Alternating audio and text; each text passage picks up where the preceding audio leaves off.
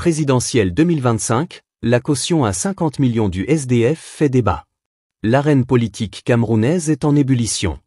Le Social-Démocratique Front, SDF, l'un des partis d'opposition historiques, vient de frapper fort en imposant une caution de 50 millions de francs CFA aux candidats souhaitant briguer son investiture pour la présidentielle de 2025. Une décision qui, à peine annoncée, fait déjà couler beaucoup d'encre et suscite un véritable tollé dans l'opinion publique. Mais au fond, que cache réellement cette somme astronomique? Sélection rigoureuse ou exclusion déguisée?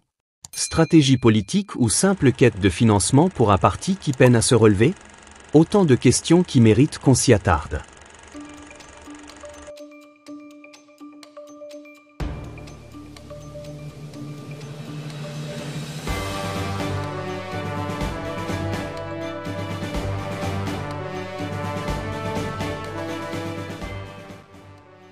Dans les couloirs feutrés du SDF, la décision est présentée comme une manière d'assurer la crédibilité des candidats et de préparer une campagne présidentielle solide.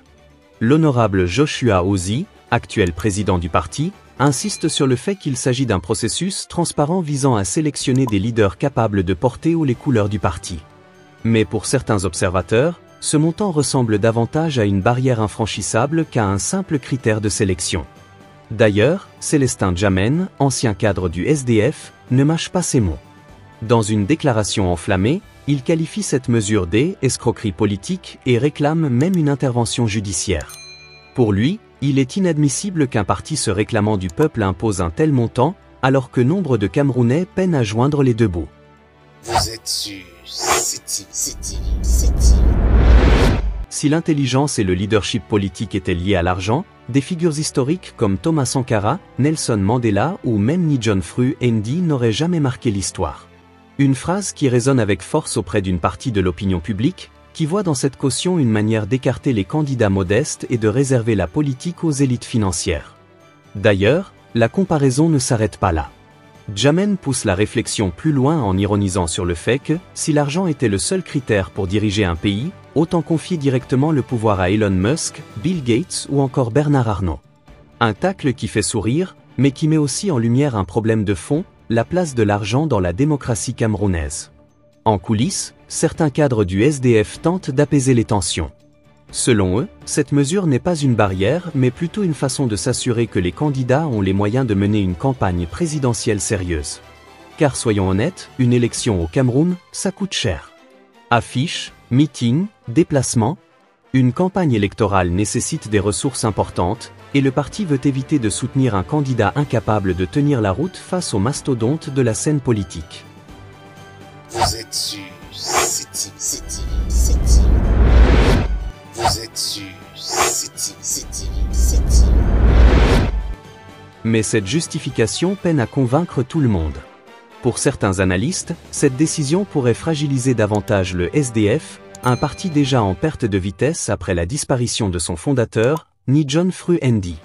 Certains militants de la première heure s'inquiètent. En écartant certains profils par manque de moyens, le parti ne risque-t-il pas de se couper définitivement de sa base populaire? Au-delà du débat interne au SDF, cette polémique pose aussi une question plus large. La politique camerounaise est-elle devenue un club privé réservé aux plus riches? On se souvient encore des débats autour de la caution officielle fixée par l'État pour la présidentielle. Si même les partis d'opposition adoptent des critères financiers aussi stricts, alors où est la place des citoyens ordinaires dans le jeu démocratique? Et puis, il faut bien le dire, 50 millions de francs CFA, c'est une somme colossale. Avec un tel montant, un agriculteur pourrait acheter des hectares de terre, un jeune entrepreneur pourrait lancer une start-up prometteuse, et un enseignant pourrait payer des années de scolarité à ses enfants. De quoi alimenter encore plus la frustration d'un peuple qui attend un changement réel et non des manœuvres politiciennes.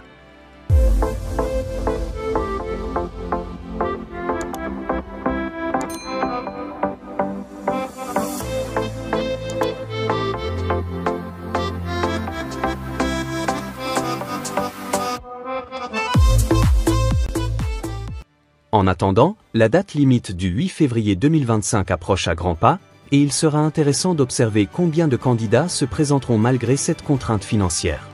Sera-t-elle maintenue? Le SDF fera-t-il marche arrière face à la pression populaire?